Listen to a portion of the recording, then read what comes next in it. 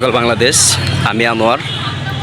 আজকে আসছি হলো যশোরের নিমতলি পার্কের নামটা অবশ্যই আমি এখনও জানি না। আর হচ্ছে পার্কের সাইনবোর্ড কোথায় আছে সেটাও এখনও দেখিনি। তো বাট এদিকে আসার পরে অনেক ভালো লাগতেছে। সকাল সকাল আবহাওয়া অনেক সুন্দর।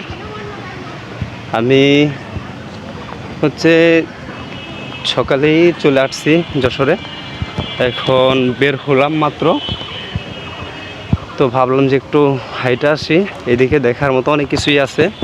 আর সবচেয়ে অবাক করার মতো বিষয় হচ্ছে আমি যশোরে আছি, যশোরে নাকি কাঁঠালের জন্য বিখ্যাত।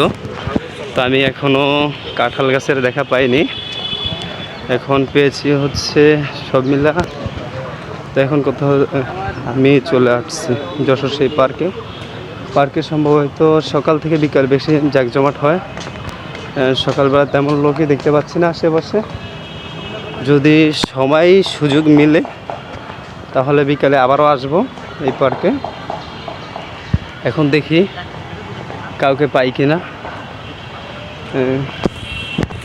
অবশেষে সামনে একটা ভাইয়ের সাথে দেখা হচ্ছে, দেখি ওই ভাই এই জায়গার স্থানীয় কিনা। আচ্ছা হচ্ছে ভাই, আপনার নাম কি? আমার নাম চাঁদ। ও, ধর্ম? ধর্ম ইসলাম। ও আচ্ছা, ঠিক আছে। আমি হচ্ছে আপনাদের এলাকায় ঘুরতে আসছি ভাই। এই পার্কের নামটা একটু বলবেন? এটার নাম যশোর পৌর পার্ক। যশোর বড় পার্ক? পৌর পার্ক। ও, পৌর পার্ক। এটা জমে কোন সময়, বিকেলে না সকালে? এই সময় বিকেলে বেশি জমে। ও, বিকেলে বেশি জমে। তো এখন হচ্ছে এদিকে আশেপাশে দেখার মতো আর কি আছে ভাই?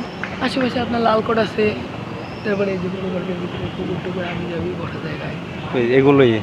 এগুলো মিলে যশোর? জি, যশোরে অনেক কিছু আছে দেখার মতো। আচ্ছা ভাই, আপনার যশোর কিসের জন্য বিখ্যাত যদি একটু বলেন?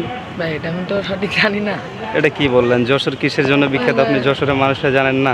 আমার যতটুকু ধারণা হয়তো বা আপনার খেজুরের রসের জন্য বেশি বিখ্যাত।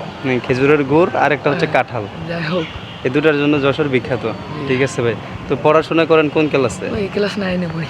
ক্লাস 9-এ? জি। ও আচ্ছা আচ্ছা, ঠিক আছে ভাই, এই পর্যন্তই। আপনার সাথে কথা বলে অনেক ভালো লাগলো। Thank you. অবশেষে যশোরও ঘোরার শেষ মোটামুটি এই পার্কের ভিতরে।